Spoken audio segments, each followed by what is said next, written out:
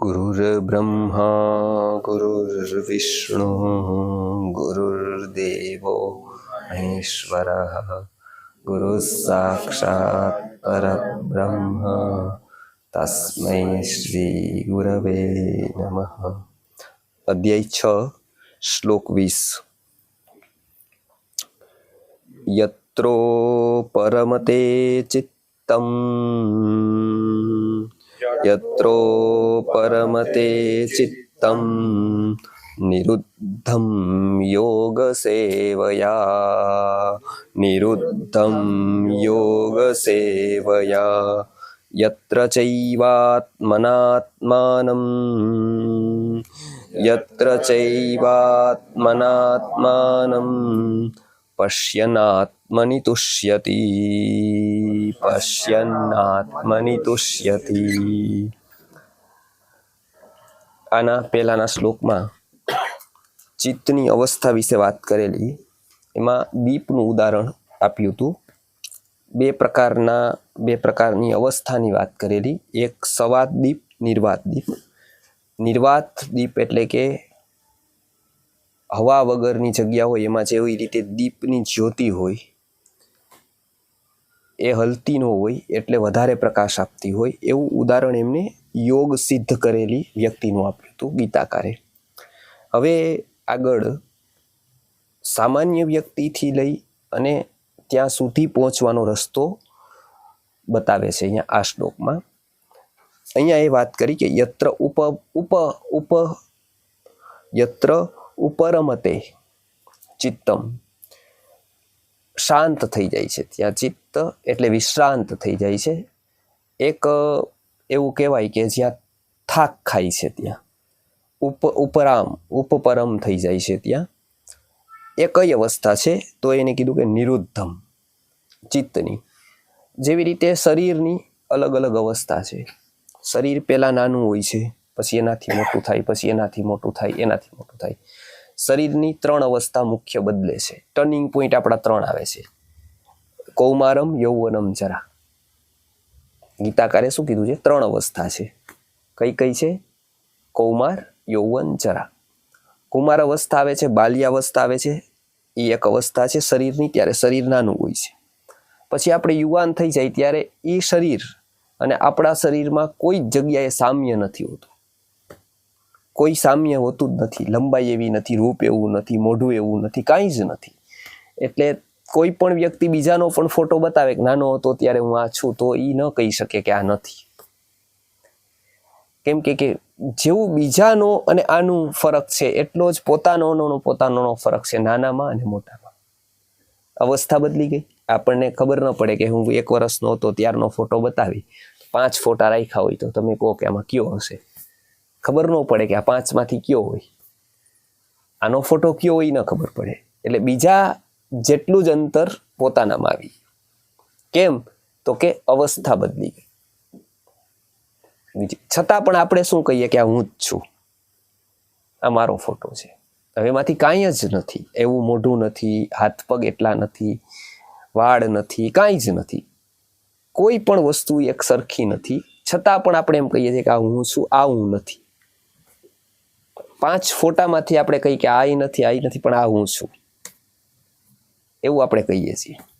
તો કોમન શું છે?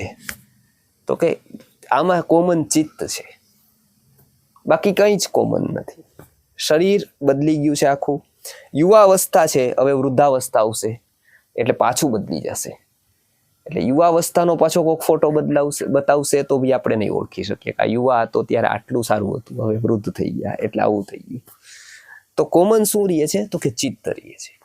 અવસ્થા બદલતી રહે છે। બાલ્યકાળ હતો, યુવાવસ્થા આવી, વૃદ્ધાવસ્થા આવી ગઈ। શરીરની અવસ્થા બદલી ગઈ બધી જ, અને ટોટલ બદલી ગઈ। કંઈ જ સમાન ન રહ્યું ત્યારે, કંઈ જ નહીં। હવે અતિ બદલતું જે શરીર છે એના માટે કોમન વ્યક્તિ કેટલું બધું વિચારે છે। અતિ બદલતું છે, એ છે જ નહીં। જે છે જ નહીં, જે રહેવાનું નથી, એના માટે આપણે કેટલું આયોજન હોય કે પછી શું, આટલા પછી શું, આટલા પછી કેટલું બધું આયોજન હોય। પણ જે એક જ સરખું રહેવાનું છે એના માટેનું કોઈ જ આયોજન નથી। ઈ ચિત્ત છે। શરીર ટોટલ બદલી ગયું, બાલ્યાવસ્થાનું, યુવાવસ્થાનું, એની નીડ બદલી ગઈ. બાલ્યાવસ્થામાં જે આ શરીરની નીડ હતી એ યુવાવસ્થામાં નથી, યુવાવસ્થામાં જે હતી એ વૃદ્ધાવસ્થામાં નથી. એ બદલતી ગઈ કેમ કે શરીર બદલી ગયું. ચિત્ત એકનું એક રહ્યું અને એને કારણે એને ચિત્તમાં બદલાવ ન કર્યો, એને કારણે એને દુઃખ થયું. કેવી રીતે દુઃખ થયું? તો કે તમે કપડાં એકના એક રાખો કે 5 વર્ષના હતા ત્યારે સીવડાવી લીધા 50 જોડી. હવે એના ઈ કપડાં વ્યક્તિ 6 વર્ષનો થાય, 7 વર્ષનો થાય, 8 વર્ષનો થાય, 10, એના ઈ કપડાં પહેરે તો શું થાય? કપડાં ટૂંકા થાય, પછી એને ફિટ થાય, પછી આવે જ નહીં એટલે દુઃખી થાય. દુઃખી થાય કે આ કપડાં બરાબર નથી, કપડાં જ આવા છે. એવું એ કહેતો રહે કે આ કપડાં જ આવા છે, કપડાં જ આવા છે. કેમ? તો કે એમના મુજબ એને કપડાં ન બદલ્યા. એનો જે બદલાવ થયો અવસ્થાનો, એ અવસ્થા મુજબ એને કપડાં ન બદલ્યા. એ કપડાં બદલશે, એ કે અવસ્થા તો બદલવાની જ છે, એમાં એ કાંઈ જ નહીં કરી શકે. કોઈ એવું ધારે કે હું બાળક જ રહું કે હું યુવાન જ રહું તો એ શક્ય જ નથી. એને યુવાવસ્થા આવવાની, યુવાવસ્થા પછી, યુવાવસ્થા બધાને ગમે, મધ્યની છે એટલે, અને સૌથી મોટો ગાળો યુવાવસ્થાનો છે. આ 16-7 આ સપ્તતિ યૌવન, પેલા 15 વર્ષ બાલ્ય છે, પછીનો મોટો ગાળો 70 વર્ષ સુધીનો યુવાવસ્થામાં ગણ્યો છે. આ 16-7 આ સપ્તતિ યૌવન, અને પછી વૃદ્ધાવસ્થા છે. એ 3 ભાગ કર્યા છે. એમાં સૌથી મોટો મિડલ એજ એટલે યુવાવસ્થા છે. એ અવસ્થા બધાને છે. એટલે છોકરાને પૂછો કે તું શું, તો એને જલ્દી મોટું થવું છે. બધાને એક છે કે જલ્દી મોટા થઈ જાય. પછી એવો ગાળો છે વૃદ્ધ કોઈને નથી થવું. એટલે ચ્યવનપ્રાશ, તે રસાયણો, આ બધું શું કામ ચાલે છે? કારણ કે યુવામાં આવી ગયા પછી બધાને યુવા રહેવું છે. મહાભારતમાં યયાતિની કથા આવે છે. એ શું કરે છે કે એને સુખનું એક વસ્તુ છે કે સુખ છે, વ્યક્તિનું મન હંમેશા એવું વિચારતું રહે કે સુખ હંમેશા રહે, કાયમ રહે. એટલે મન હંમેશા એના ઉપાય વિચારતું રહે, એની સુરક્ષાના, કેમ કે હંમેશા રહેવું જોઈએ ચાવ્યું. અને બીજું એવું છે કે એક હંમેશા રહેવું જોઈએ એવું એક મનની અપેક્ષા થઈ જાય.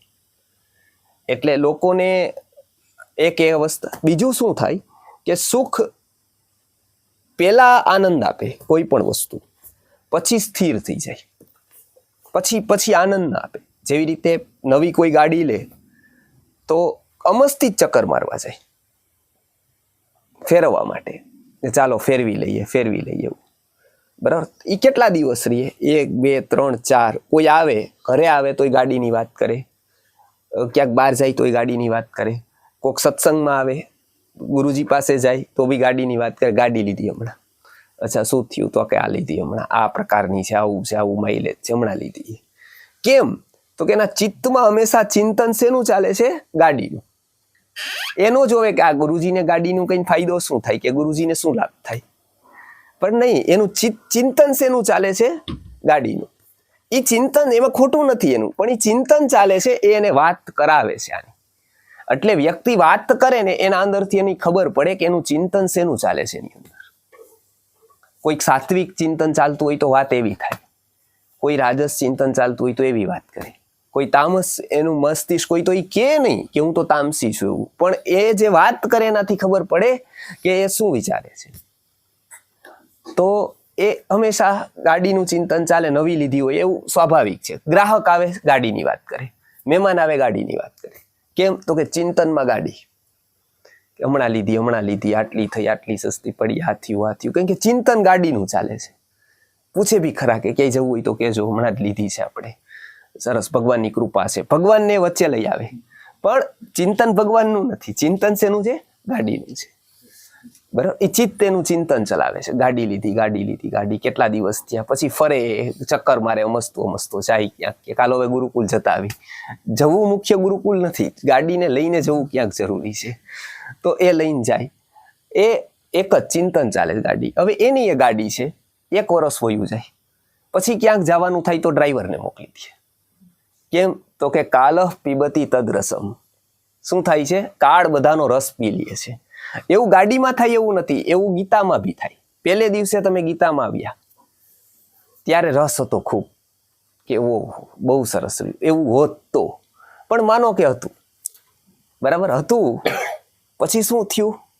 પછી ધીમે ધીમે ધીમે ધીમે કાલહ પીબતી તદ રસમ, કાળે શું કર્યું? ધીમે ધીમે ધીમે ધીમે રસ પીવા માંડ્યું. બરાબર, આવું બધું જ જગ્યાએથી શું થાય છે? કાલહ પીબતી તદ રસમ, કાળ રસ પી લે છે બધાનો.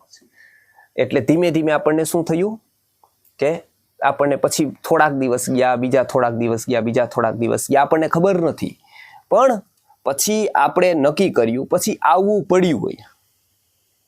પછી એક સમય એવો આવ્યો કે આપણે અંદરથી નક્કી કર્યું કે હવે હાલો નક્કી કર્યું છે જઈ આવી, રસ ઓછો થતો ગયો.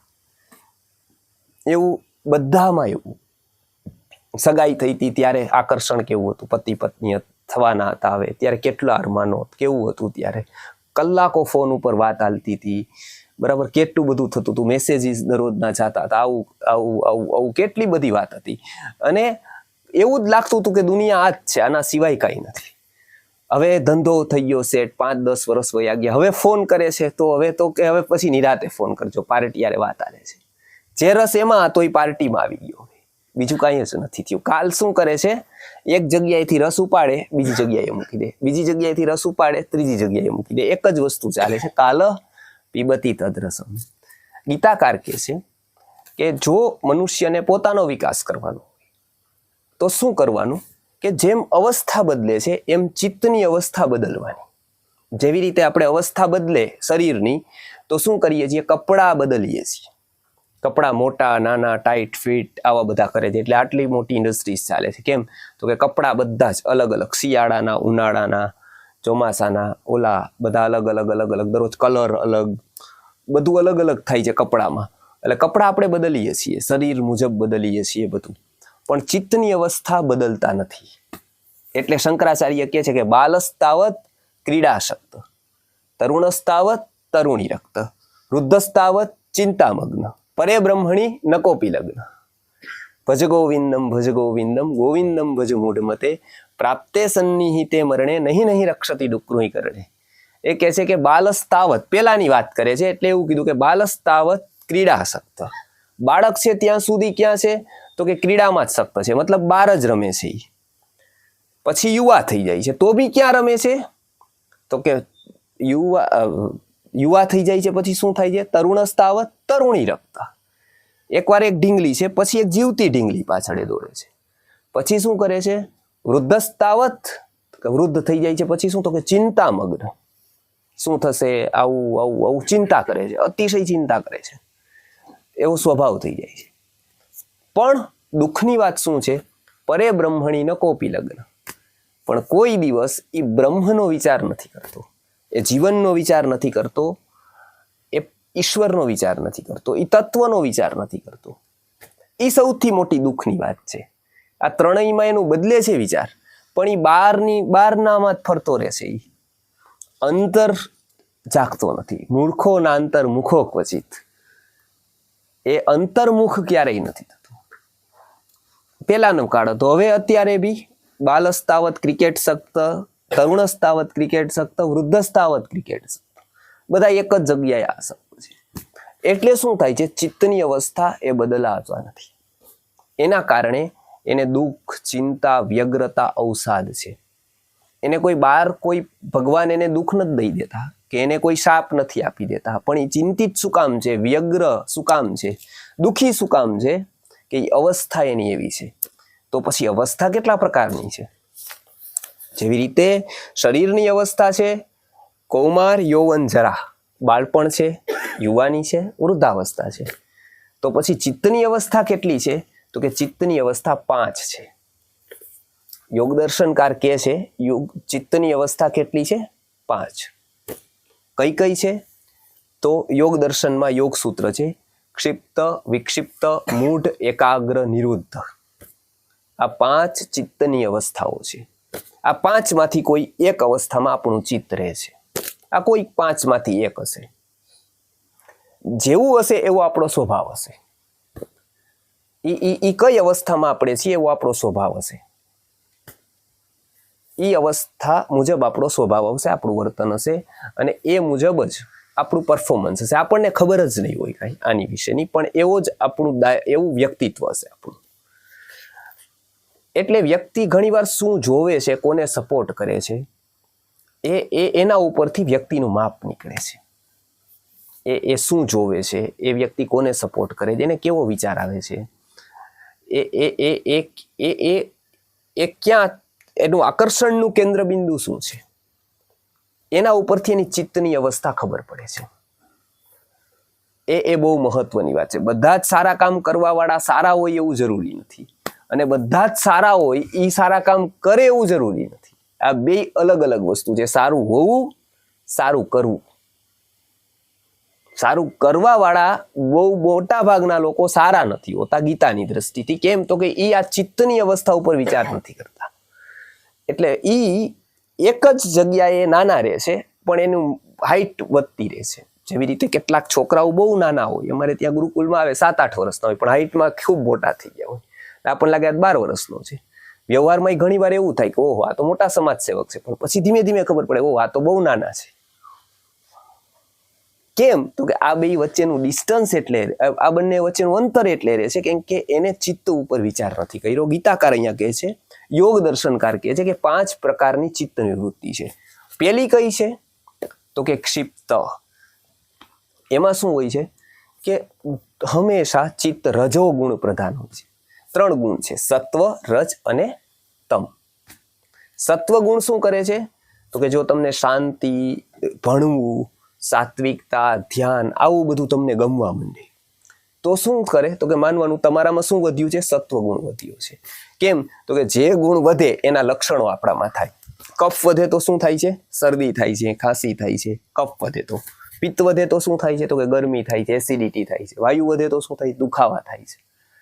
એવી રીતે બહારના લક્ષણોથી આપણને ખબર પડે કે અંદર કફ વધ્યો છે, પિત્ત વધ્યું છે, વાયુ વધ્યું છે. તો આ 3 દોષો વધે છે તો આપણને ખબર પડે છે લક્ષણોથી. એવી રીતે સત્વ વધ્યું હોય, રજ વધ્યો હોય, તમ વધ્યો હોય તો ક્યાંથી ખબર પડે છે? લક્ષણોથી. સત્વ ગુણ વધ્યો હોય તો આપણને ભણવાનું ગમે, સારું સાંભળવું ગમે, આળસ ના આવે, બરાબર, શાંતિ, પ્રસન્નતા, આવું ગમે બધું જ, બરાબર. નવી શીખવાની જિજ્ઞાસા થાય, શ્રદ્ધા ઉત્પન્ન થાય આપણામાં, તપ વધે, સાત્વિકતા વધે. આ બધા જ લક્ષણો છે આપણામાં સત્વગુણ વધે તો આ મનનું. અને સત્વગુણ વધે એ સમય છે ને એ મનને સૌથી વધુ પોષણ આપે. મનને સૌથી વધુ કયું ગુણ પોષણ આપે? જેમ કે આપણને શરીરને સૌથી વધુ પોષણ શું આપે? તો ભેળ આપે કે વેફર આપે કે બદામ આપે કે અંજીર આપે? શું આપે? તો કે બદામ અંજીર આપે, અથવા બીજું કંઈક દૂધ આપે. એવી રીતે મનને સૌથી વધુ પોષણ શું આપે? તો કે સત્વગુણ છે એ સૌથી વધારે મનને પોષણ આપે. એટલે વ્યક્તિ જો સત્વગુણી રહે ને તો એને સાયકોસોમેટિક ડિઝીઝ, માનસિક રીતની વ્યગ્રતા એ ના આવે. એ સાત્વિક જ રહે, બીજું કાંઈ જ ન કરે. એ માત્ર ને માત્ર સત્વગુણ વધારે, એક જ કામ કરે, એ સત્વગુણ વધારે. કેટલા બધા રોગોથી બચી જાય. એટલે પહેલાના કાળમાં એવી રીતની વ્યવસ્થા ગોઠવેલી હતી કે એને સત્વગુણ જ વધે. અત્યારની એવી વ્યવસ્થા છે કે એને રજોગુણ વધે છે. પહેલાના કાળમાં એવું હતું કે સત્વગુણ વધે એવા વાતાવરણમાં રહેતા હતા. એટલે આ પહેલી વસ્તુ, સત્વગુણ વધે તો મનનું પોષણ થાય છે. બીજો છે રજોગુણ. એનું શું છે?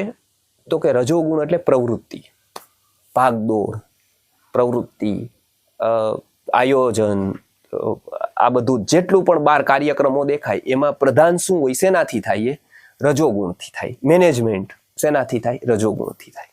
કારણ કે મેનેજમેન્ટ, સાત્વિક લોકોમાં મેનેજમેન્ટનો ગુણ બહુ ઓછો હોય, જોજો તમે. એટલે મેનેજમેન્ટ રાજસ ગુણને સોંપવું જોઈએ. રાજસ ગુણવાળા હોય ને એ સારામાં સારું મેનેજ કરી શકે. સાત્વિક ગુણવાળાને શું હોય? કોઈ સારો સર્જન હોય ને, કે સારો એન્જિનિયર હોય, કે સારો આમ ટૂંકમાં સર્જનશીલ વ્યક્તિ હોય, એ મેનેજ ન કરી શકે. એ આપી શકે જગતને કંઈક નવું. એ એક કંઈક મશીન બનાવે, કોઈક એક વસ્તુ બનાવે, એની સર્જનાત્મકતા છે. પણ એનામાં શું ન હોય? તો કે એનામાં એક જગ્યાએ જાય ને એટલે ઊંડું જતું જાય એનું મશીન. ધીમે ધીમે ધીમે ધીમે પોતાને ભૂલતો જાય, ઊંડો ઉતરતો જાય, ઊંડો ઉતરતો જાય તો એક જ જગ્યાએ એનું ચિત્ત એક ધીમે ધીમે ઊંડાણ પકડતું જાય. મેનેજમેન્ટમાં શું હોય? કરવા કરતા કરાવવું મહત્વનું હોય કામ. એટલે થોડીક વાર આની પાસે જોવે, થોડીક વાર ઓની પાસે જોવે, થોડીક વાર ઓની પાસે જોવે, થોડીક વાર ઓલું શું કરે છે, ઓલું શું કરે છે, ઓલું રહી ગયું, ઓલું. એ મેનેજમેન્ટ. એ મેનેજર, એનો કોર્સ થાય છે અત્યારે રજોગુણ વધે એનો, કે તમે કેવી રીતના વધારે ને વધારે વસ્તુનું ફોકસ કર્યો. એટલે શું, એક જગ્યાએ ન જાય, એટલે સર્જન ન કરી શકે, એ સર્જન ન કરી શકે, સર્જન માટે ઊંડાણ જોઈએ, એ ન કરી શકે. એ શું છે, રજોગુણનું કાર્ય. એ શું, પ્રવૃત્તિ, પ્રવૃત્તિ આયોજન, આ બધું કોનું કામ છે, તો કે રજોગુણનું. તમોગુણનું શું કામ છે, તો કે નિદ્રા, તંદ્રા, પ્રમાદ, આ બધું શેનું કામ છે, તો કે તમોગુણનું. તમોગુણ રાત્રે વધે એટલે આપણને નિદ્રા આવે, ક્યારેક પ્રવચનમાં વધી જાય તો આપણને ઝોલું આવી જાય, ઝોક આવી જાય, ક્યારેક સાવ શાંત બેઠા હોય તો તમોગુણ, તો બી આપણને નિદ્રા આવી જાય. શું થાય છે એમાં, તમોગુણ વધી જાય. આપણે કંટાળો આવે, શું વધે, તમોગુણ, તો પણ નિદ્રા આવી જાય. એક ઊંઘ રાત્રે જ આવે એવું નથી, દિવસે પણ કથામાં, ભાગવત કથામાં આપણે જોતા હોય કે ઘણા લોકો મોટા ભાગે સૂતા હોય, તો શું કામ સુવે, તો કે કંટાળો આવે. એટલે એવી ઘણી બધી વસ્તુ થાય, ઘણી બધી જગ્યાએ થાય કે કંટાળો આવે, તો આ બધા તમોગુણના લક્ષણો છે. અહીંયા શું કીધું કે પહેલી અવસ્થા જે ચિત્તની છે કઈ છે, સાધારણ કઈ છે, તો કે સાધારણ મોટા ભાગનામાં રજોગુણની છે, ક્ષિપ્ત છે.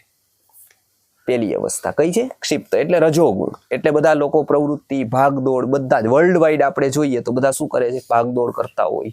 અહીં કામ કરીએ, ત્યાં કરીએ, નામ કમાઈએ, આ કમાઈએ, સમાજમાં આગળ વધીએ, એમાં આગળ વધી ગયા તો રાજકારણમાં આગળ વધીએ, ત્યાં આગળ વધી ગયા તો પછી બીજી જગ્યાએ આગળ વધીએ, આ બધું જ.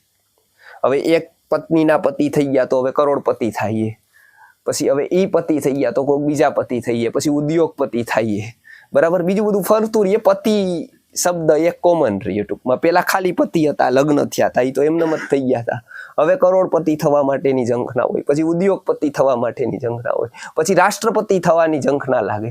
આ પતિ આગળ વધતું જાય, કોમન. બાકી બધું ભૂસાતું જાય. પતિ થયા ત્યારે લાગતું હતું કે હું જગતનો રાજા છું, એટલે વરરાજા થયા હતા.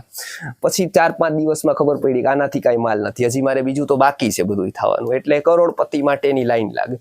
પછી એ બી થઈ ગયા તો ઉદ્યોગપતિ થવા માટે બધા દોડે, એ બી થઈ ગયા તો હવે રાષ્ટ્રપતિની એક સીટ જ છે અને આટલા બધા દાવેદાર, તો હવે ત્યાં આગળ લગાવે. એક જ વસ્તુ, કેમ, તો કે રજોગુણ એને આ બધું કરાવતો રહે.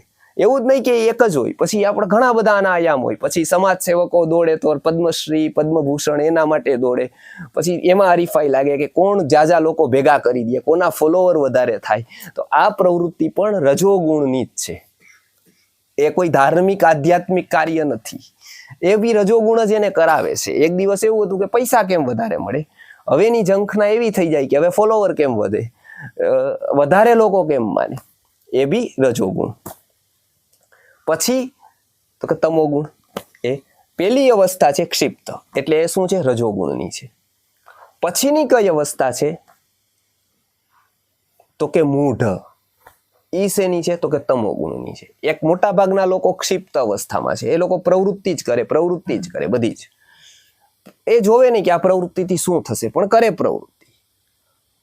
એ પેલી વાત. બીજી તો કે મૂઢ. મૂઢ કેવા હોય, તો કે સુતારે, આરામ કરે, પીવે, દારૂ પીવે, આરામ કરે, તંદ્રામાં હોય આખો દિવસ, બહુ મોજ મજા, એ સાવ મૂઢ અવસ્થા કહેવાય. એ બીજી છે મૂઢ. ત્રીજી કઈ છે, તો કે વિક્ષિપ્ત. આપણે કહીએ ને કે એક સાવ વિક્ષિપ્ત છે. એ શું, એને કોઈ લક્ષ્ય ન હોય, એ કોઈ એક અવસ્થા મુજબ એનું ટકેલું ન હોય. ક્યારેક એ રજોગુણમાં હોય, ક્યારેક તમોગુણમાં હોય, ક્યારેક ખૂબ સાત્વિક હોય, બરાબર. એ વિક્ષિપ્ત હોય, કોઈ એનું એક જ નક્કી ન હોય, એનું કોઈ પ્રિડિક્ટ ન કરી શકે, એ વિક્ષિપ્ત હોય. તો એ ચિત્ત વિક્ષિપ્ત અવસ્થામાં હોય. આ ત્રીજી છે. આ 3 અવસ્થા છે એ પ્રારંભિક છે. ત્યાં સુધી વ્યક્તિનો વિકાસ નથી, ત્યાં સુધી વ્યક્તિ સ્થિર નથી. આ 3માં છે ત્યાં સુધી વ્યક્તિ સ્થિર નથી, ત્યાં સુધી વ્યક્તિ કોઈ પણ સારી વસ્તુ શીખી શકતો નથી, કેમ કે ચિત્તની એની અવસ્થા જ નથી શીખવાની. કોઈ એક જગ્યાએ કનેક્ટ થઈ શકતો નથી. એને પોતાની જ શંકાઓ એટલી બધી લાગે, કેટલી બધી વસ્તુ, એને શું કરવું શું ન કરવું જ ખબર ન પડે આ 3 અવસ્થામાં. હવે ચોથી આવે, એ કઈ છે, તો કે એકાગ્ર. ચોથી એક અગ્રતા, એટલે એકાગ્રતા, જેને કોન્સન્ટ્રેશન આપણે કહી છીએ. એનો એક્ઝેક્ટ અર્થ એકાગ્રતા નથી થતો. કોન્સન્ટ્રેશન એક અલગ શબ્દ છે, અને એક અગ્રતા એટલે એકને કોઈકને પ્રાયોરિટી આપે. કોઈ પણ એક વસ્તુને પ્રાયોરિટી આપે ત્યારે એનામાં કઈ વસ્તુ આવે, એકાગ્રતા. આ ચોથી ચિત્તની અવસ્થા થાય. આ એક વિકસિત અવસ્થાની વાત છે, ચોથી એકાગ્રતા, જે અવસ્થાની વાત આપણે ગયા વખતે જોઈ હતી. અહીંથી યોગની શરૂઆત થાય, એકાગ્રતાથી. કોઈ પણ જગ્યાએ એકાગ્રતા આવે, એ શાંત થઈ જાય. એવો અહીંયા એનામાં શ્રદ્ધા આવે, એનામાં સ્થિરતા આવે. ત્યાં સુધી એ સ્થિર નથી, પણ હવે એ સ્થિર છે. ત્યાં સુધી એ સ્થિર નથી એટલે શું છે? પોતે સ્થિર ન હોય એટલે એને કોઈ બી વિચાર, કોઈ સ્ટેટમેન્ટ એને હલાવી દે. કોઈ પણ સ્ટેટમેન્ટ એને હલાવી શકે. કોઈ એવું કે ભાઈ આત્મા પરમાત્મા કોને ખબર છે? તો એને પ્રશ્ન થઈ જાય કે આ તો વાત સાચી છે, આ કોને જોયું છે?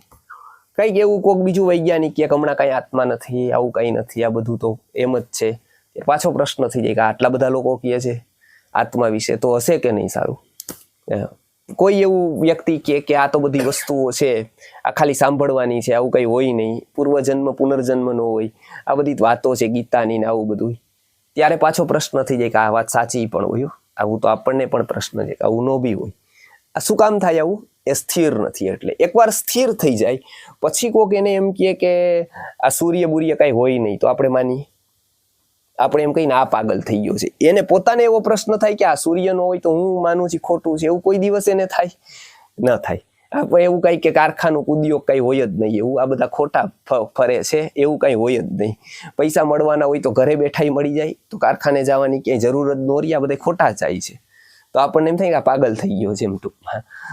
ત્યારે આપણને એવું ન થાય કે વાત સાચી હોય તો હોય, એવું ક્યારેય ન થાય. કેમ કે આપણું દરરોજનું એ સ્થિર થઈ ગયું છે. અધ્યાત્મ સ્થિર નથી થયું એટલે પ્રશ્નો થાય. અને જરૂરી છે સ્થિર કરવા માટે, તો જે સ્થિર થાય પ્રશ્નોથી. એટલે પ્રશ્નો બહુ જરૂરી છે. એટલે આ વસ્તુ એ એકાગ્રતા. અને પાંચમી જે અવસ્થા છે, જે ગીતાકાર અહીંયા કહે છે, યોગનું ચિત્ત સ્થિર થયા પછી આવે, એને કહેવાય નિરુદ્ધ. એને કઈ અવસ્થા કહેવાય છે? નિરુદ્ધ. એકાગ્રતામાં બે છે, મર્જ નથી. નિરુદ્ધમાં એ એકાકાર છે. એકાગ્રતામાં એ બે છે, આમાં એ મર્જ છે. એ બે જુદું જુદું.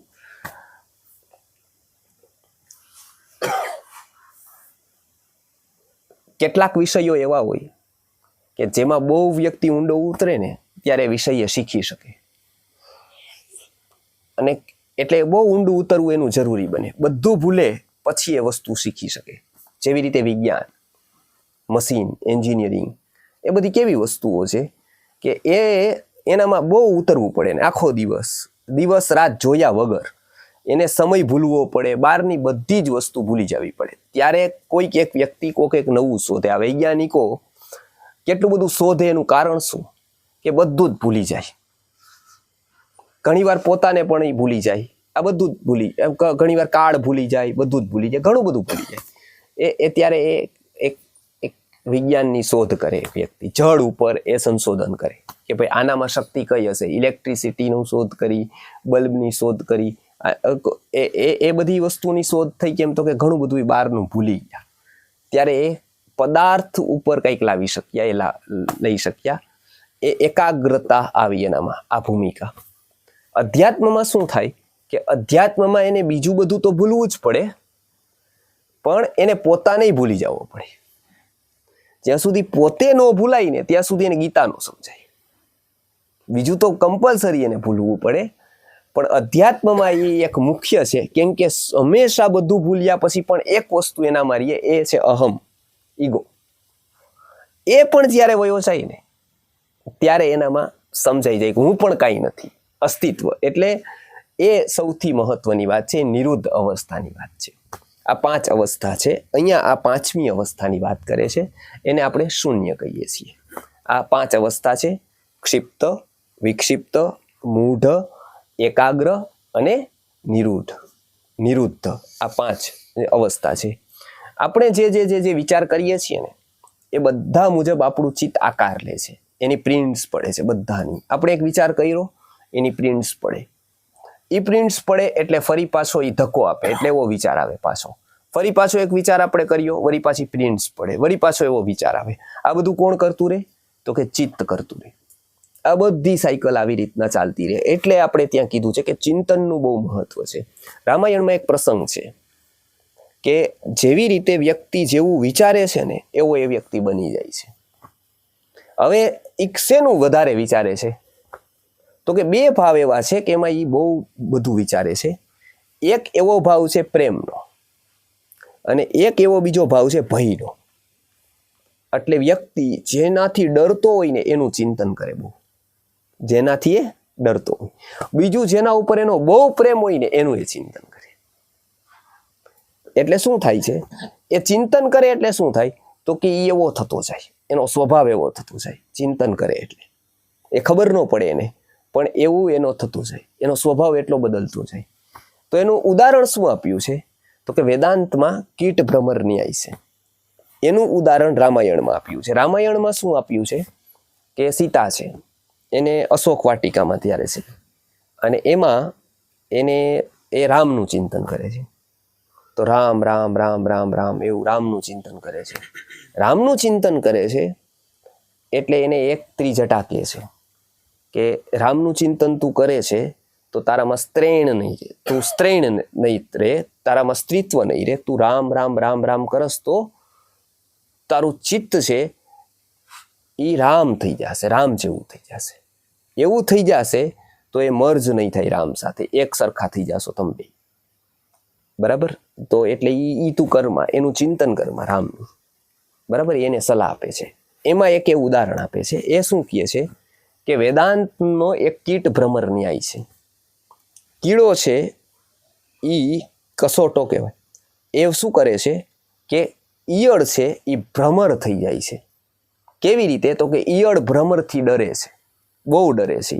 એને એવું થાય છે કે હમણાં ભમરો આવી જશે, હમણાં ભ્રમર આવી જશે અને મને ખાઈ જશે, મને ખાઈ જશે, એવું ચિંતન કરે છે. હંમેશા ચિંતન કરે છે. એ ચિંતન કરે છે એટલે શું થાય છે? ધીમે ધીમે ધીમે ધીમે એનું શરીર છે ને એ ભમરો બની જાય આખો. ઈયળ, આવા મેં ઘણા બધા ખેડૂતો પાસેથી આ વાતની પુષ્ટિ કરેલી છે કે આ વાત સાચી છે કે નહીં. કીટ ભ્રમર ન્યાયની વાત સૌથી પહેલા મને આશ્ચર્ય થયું હતું. પહેલા મેં ગુરુજી પાસે સાંભળ્યું, એટલે ત્યારે તો એવું હોય ને કે હરેક વાત ચકાસવાની કે આ તો બધું કહે છે એ પેલા કાળમાં થતું હોય. અને થોડુંક એવું પણ હોય કે થોડુંક વિજ્ઞાન ભણીને ગયા હોય તો આપણને એવું હોય કે આ બધી વાત તો કરે છે પણ સાચી હોય કે નહીં કોને ખબર. એમ અત્યારે એવું થાય કે નહીં. એટલે પહેલો પ્રશ્ન મને એવો આવ્યો કે આવું તો થાય. કીટ ભ્રમર ન્યાય એમાં આ બરોબર હશે, કોક દિવસ થતું હશે, પણ અત્યારે તો ન થાય. એટલે મેં 2-3 જણાને પૂછ્યું ત્યાં કે આવું તમે જોયું છે? એટલે કેટલાકને તો ખબર જ નહોતી, કેમ કે એને તો બીજું કઈ ખબર નહોતી કે બાજરીમાં ઈયળ થાય એટલી અમને ખબર છે કે ભાઈ આમાં થાય, પણ ઈયળને મારવાની દવા આવે એટલી ખબર છે. પણ ઈયળનો ભમરો થાય કે નહીં અમને નથી ખબર, કેમ કે એનાથી અમને મતલબ નથી. પછી ઘણા બધા પૂર્વના લોકોને મેં જોયા, એને આંખે જોયેલી આ વાત હતી, એટલે એમને પુષ્ટિ કરી કે હા આવું અમે જોયું છે કેટલી વાર કે આ ઈ રીતસર કલર બદલી દે અને ભ્રમર થઈ જાય. કે આ વાત તો બહુ જ જાણીતી છે. એટલે ત્યારે એમ થયું ઓહ, આ તો આપણા મનમાં નહોતી ઉતરે એવી વાત, પણ આવું જગતમાં થાય છે. 1-2-3 વાર એવા અનુભવ થયા પછી આપણને એવું લાગવા માંડ્યું કે આપણી બુદ્ધિ બહુ નાની છે અને આ જગતનું રહસ્ય અત્યંત વિસ્તરિત છે. એમાં જેટલું આપણે બુદ્ધિથી માપવા જાય ને એટલી પાછી પડે. એટલું એવું થાય કે નહીં, આવું થાય કે નહીં, પણ આપણને એન્ડ ઓફ ધી પોઈન્ટ એવું થાય કે એવું થઈ શકે. પેલા તો તર્કમાં ન બેસતું હોય, પરંતુ એવું થઈ શકે. એટલે જગત મનથી બુદ્ધિથી નથી ચાલતું. આપણો વ્યવહાર જો ખાલી બુદ્ધિથી નથી ચાલતો. શેનાથી ચાલે છે? હૃદયથી ચાલે છે. એટલે આપણે જ્યારે હૃદય ઉપર આવી જાય ને ત્યારે આપણો તર્ક બંધ થઈ જાય છે. કોક ભિખારી આપણી પાસે આવે ને રડવા માંડે ખૂબ, આપણે ગમે એટલા તાર્કિક હોય, આપણે એને મદદ કરી દઈ, એ દારૂ પી લે, એવો આપણને અનુભવ થાય. બરાબર? એટલે ફરી આપણે નક્કી કરીએ કે હવે આપણે કોઈને પૈસા નહીં દેવાના. બધા આવા જ છે લગભગ. આપણે ફરી પાછો એવો બીજી વાર કોક રડે ત્યારે તર્ક પાછો શૂન્ય થઈ જાય. પાછું આપણે એવું કરીએ. કેમ? તો કે ભાવ છે એ તર્ક કરતા વધારે દ્રઢ છે. ભાવની મહત્તા ખૂબ છે.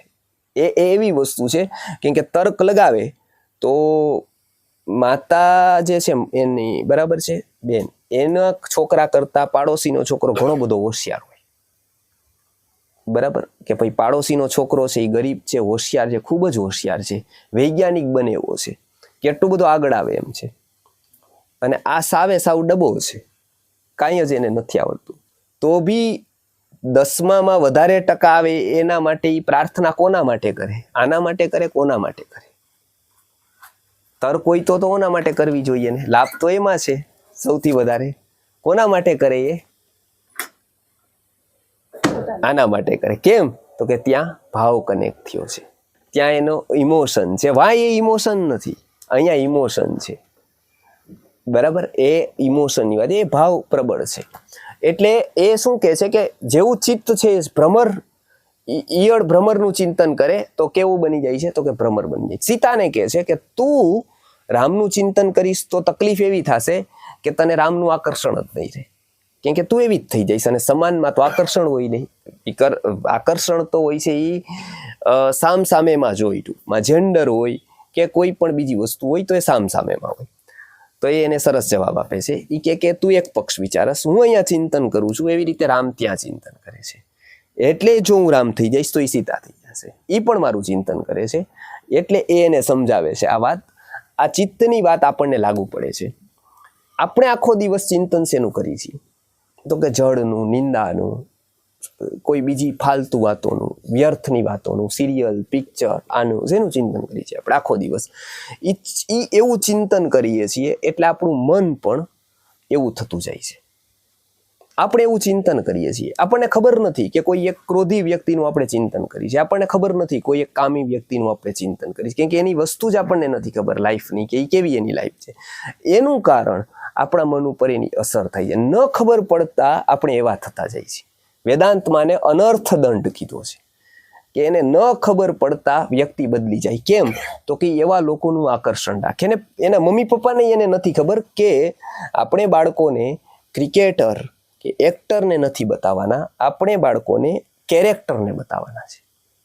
પણ એને જ ખબર નથી, એના મનમાં જ ક્રિકેટર અને એક્ટર છે, તો એ બીજું શું બતાવશે?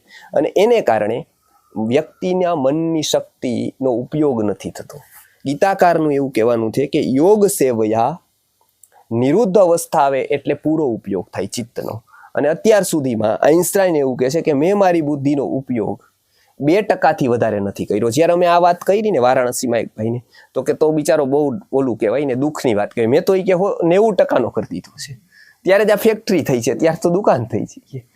આ વાત અમે પ્રવચનમાં કરેલી ગુરુની સામે કે ભાઈ આઈન્સ્ટાઈન જેવી વ્યક્તિ કે જેની પાસે સૌથી વધારે અત્યારે પેટેન્ટ હશે સાયન્સ, કેટલી બધી ખોજની, કેટલી બધી શોધની, એટલી મોટી શોધો એને કરી, છતાંય એને પોતાના મનનો 2% જેટલો ઉપયોગ નથી કર્યો. એવું કહેતો કે મન એટલું વિશાળ છે, ચિત્ત, એને મન કીધું કેમ કે એને મન ખબર હતું, પણ કે એટલું બધું એ ગહન અને વિશાળ છે કે એની શક્તિનો 2% પણ પૂરો ઉપયોગ નથી કરી શક્યો.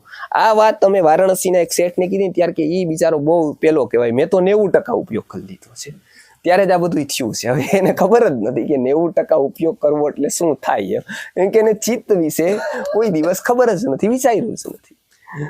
એટલે પહેલી વાત, પણ સામાન્ય વ્યક્તિ 1% પણ ઉપયોગ નથી કરી શકતો. બરાબર? કેમ? તો કે એ ક્ષિપ્ત અવસ્થાથી અથવા વિક્ષિપ્ત અવસ્થાથી, મૂઢ અવસ્થાથી ઉપર નથી આવતો. પૂરું જીવન એ જ કરે છે, એક જ વસ્તુ કરે છે.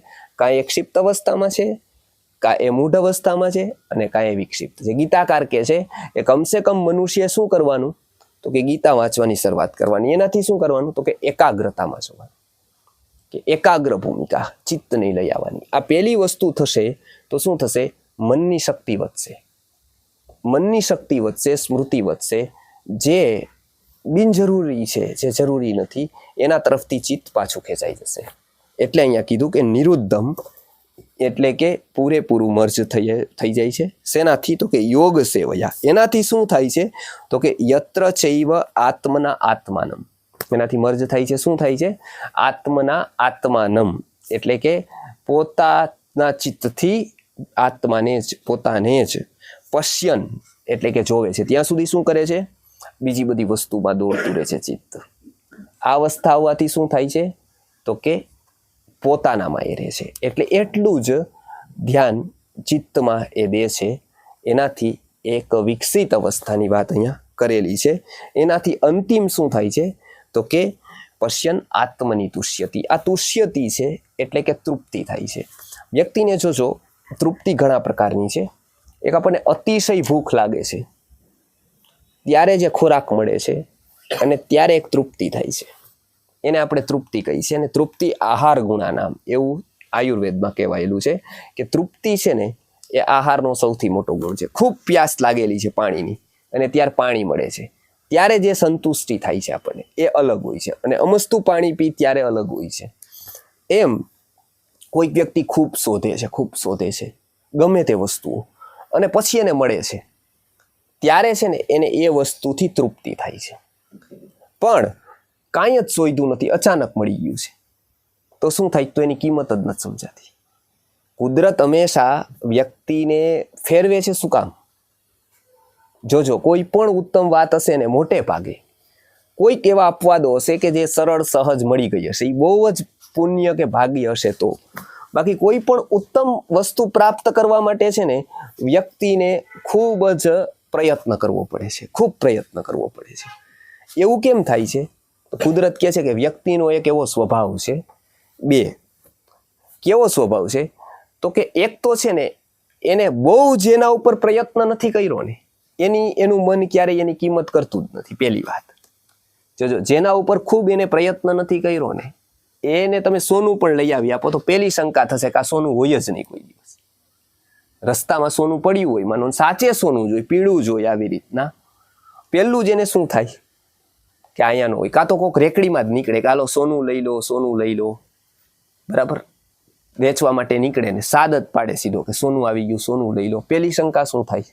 સોનું હોય જ નહીં કોઈ દિવસ, કેમ કે સોનું આવી રીતે નીકળે જ નહીં કોઈ દિવસ, બરાબર. નીકળે છે એ એને મન સ્વીકારવા, આવું ક્યારેક નીકળી શકે. આવું કુદરત કહે છે કે કદાચ સોનું રેકડીમાં ન નીકળે એવું બને, પણ આવી કેટલી ઘટનાઓ જીવનમાં બને, એને તમે તર્કથી એવું ન કહી શકો, પણ પેલો વિચાર એવો આવે વ્યક્તિને કે આવું કોઈ દિવસ ન થાય, બરાબર. કેમ? તો કે એટલું સહજ રીતે ન થાય સોનું આટલું સહજ ન હોય, બરાબર. કેમ? પહેલેથી એમને એવો સંસ્કાર જ છે, એટલે પેલું એનું મન એવું કે આવું ન હોય, બરાબર. આ પેલું જેના ઉપર એનું મન પ્રયત્ન નથી કરતું ને એના મનને એને કિંમત નથી કરી શકતું, પહેલી વાત, બરાબર. આ એક નિયમ મનનો છે. બીજો નિયમ કેવો છે? બીજો નિયમ એવો છે કે જે નજીક રહે છે ને એની કિંમત નથી કરી શકતું. એટલે મોટા ભાગના સંતો જોજો જગતમાં બહુ પ્રસિદ્ધ હોય પણ ઘરમાં સાવ ઝીરો હોય. ઘરમાં એની પત્ની તો એને માનો મેણા જ મારતી હોય, બરાબર. પતિ હોય કે પત્ની હોય તો એને પતિ એને મેણા મારતો હોય, બરાબર. કેમ કે ઘરે તો એની કોડીની જ કિંમત હોય, બહાર બધી જગ્યાએ બહુ હોય. એવું પ્રદેશમાં થાય, આપણા ગુજરાતમાં તો એવું ખાસ થાય. અહીંયા દયાનંદ સરસ્વતી હતા તો અહીંયા તો પૂરું થઈ ગયું, અહીંનું એનું કન્સેપ્ટ ચાલ્યો જ નહીં કાંઈ પણ. અહીંયા ઘણી પ્રયત્ન કર્યો એને, આર્ય સમાજની વાં સ્થાપના કરીને ઘણું બધું કર્યું એને, ધમ પછાડા. અહીંયાનું આવ્યું. જેવા એ હરિયાણા દિલ્હીમાં ગયા ત્યાં તો પૂરું થઈ ગયું, ત્યાં તો લાગી ગયું કે આને તો વેદ આવડે છે, આને તો આટલું બધું જ્ઞાન છે, એટલે એ લોકોએ ઉપાડી લીધું આખું હરિયાણા, પંજાબ, કેમ કે બહારના હતા. સેમ જેટલા આપણા અહીંયા સંપ્રદાયો છે એના સ્થાપકો જો બધા બહારના, કોઈ ગુજરાતનો નહીં. જેટલા સ્થાપક હતા ને બધા જ બહારના હતા. મોટા મોટા સંપ્રદાયો જોશો ને એકય ગુજરાતના સ્થાપક નથી, કેમ કે એને આ બહારનું લાગ્યું. આપણને એમ થયું ઓહો એ બહારથી આવ્યા તો બહુ જ હોશિયાર, તો બહુ જ મોટી વાત. જોઈ તો કાંઈ જ ન હોય એમાં, પણ બહારનું છે એ આકર્ષણ છે, એટલે એ અહીંયા આવેલા. અહીંયાના ક્યાં આવેલા? બહાર આવેલા. કેમ? તો કે મનનો એવો નિયમ છે, ખબર નથી, પણ તમે જોજો એક જોજો, એના સ્થાપકો જોજો, એ બધા બહારના જ હશે, બરાબર. અહીંયાના હશે એ અહીંયા નહીં આવેલા હોય, અહીંયાના બહાર આવેલા હશે પાછા બહુ, બરાબર. અહીંયા ઘણા બધા લોકો અમારા ગુરુજી નહીં કહેતા હતા કે ભાઈ અમારા ઘણા બધા વિદ્યાર્થીઓ ભણે તો અંદર સેવામાં રહેવાના વારા આવે 10-10, 15-15 દિવસ. ઘણા વિદ્યાર્થીઓ તો પ્રાર્થના કરે કે આપણો ન આવે સારું, બરાબર. કેમ કે અંદર રહેવાનો વારો આવે એટલે શું થાય ખબર? 4 વાગે ઉઠવું પડે, બરાબર, જાગવું પડે, બરાબર, સેવા કરવી પડે, આ કરવું પડે, બધું કામ કરવું પડે. 10 દિવસ એને એવા કાઢવા પડે સેવામાં હોય એટલે, કેમ કે બધી A to Z વસ્તુ એને જ કરવાની. એટલે કેટલાય પ્રાર્થના કરતા હોય અંદરથી કે મારો વારો ન આવે સારું, કાં તો એમ કે કોઈ લઈ લઈએ તો સારું. અને બહારથી આવે ને ये लोग आप कितने भाग्यशाली है, आपको 10 दिन इधर रहने का मिलता है, इतने नजदीक है. હવે તો અમને ખબર છે કેટલો ભાગ્યશાળી એને સમજે છે, એને તો કઈ કિંમત જ નથી. પણ બહારથી આવે એ તો એમ કે ઓહો આપ કિતને ભાગ્યશાલી है, પણ એને નથી ખબર કે એનું મન એને કિંમત નહીં કરી શકે, એ નજીક રહે છે. અતિ પરિચયાત અવજ્ઞા સંતત ગમનાત અનાદરો ભવતી. કેવી રીતે? કે મલ્લયે ભીલ પુરંદ્રી ચંદન તરુ કાષ્ઠમ ઇંધનમ કુરુતે. મલય પર્વત ઉપર ચંદનના વૃક્ષો થાય તો ત્યાં ચંદનનો ઉપયોગ શું થાય? તો કે રસોઈ કરે એનાથી, અથવા તાપણું તાપે. પછી તો કે ગંગા કિનારે લોકો ગંગાનો પાણી શું કરે? તો કપડાં ધોવે. ગમે તે હોય તો સતત. બીજી મનની ખાસિયત એ છે કે એને જે વસ્તુ સહજ મળે, બીજું જે વસ્તુ નજીક હોય એની એ ક્યારેય કિંમત ન કરી શકે. મનની પણ એવી વાત છે.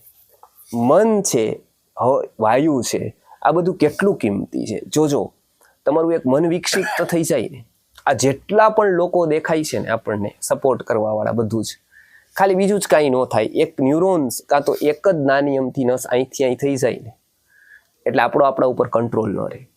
આપણે શું બોલીએ શું કરીએ કાંઈ જ ખબર ન પડે. બોલવામાં જ પેલું તો ભાન વયું જાય, બરાબર. અહીંથી આટલું જ થાય, આમ જ ખાલી થાય, આટલું અહીંયાથી અહીંયા જ થાય. આપણા બધા વ્યવહારો અત્યાર સુધી જે કર્યા ને એ બધા જ ઝીરો થઈ જાય, કાંઈ કિંમત જ ન હોય. કેમ કે માનો કે આપણે કંઈક બોલતા હોય ગમે તેવું ઘરેથી, અને મહેમાન આવે કે માસી આવે કે મામા આવે કે જેના ઉપર તો આપણે કેટલા બધા ટાઈમ ઇન્વેસ્ટ કર્યો હોય, કેટલું બધું મદદ કરી હોય, કેટલા પૈસા પણ આપણે આપ્યા હોય, ઘણું બધું કર્યું હોય, પણ કોક એવું કે આને થોડુંક ડૉક્ટરે કીધું છે કે થોડુંક આમ થઈ ગયું, ચક્રમ જેવું થોડુંક થયું છે એવી રીતે, બરાબર છે. તો સામે રિસ્પોન્સ શું આવે જોજો, કે તો એને પૂરી દો ઘરે, એમ ટૂંકમાં અમે પછી આવશું હવે નિરાતે. ત્યાં એનું પૂરું થઈ જાય.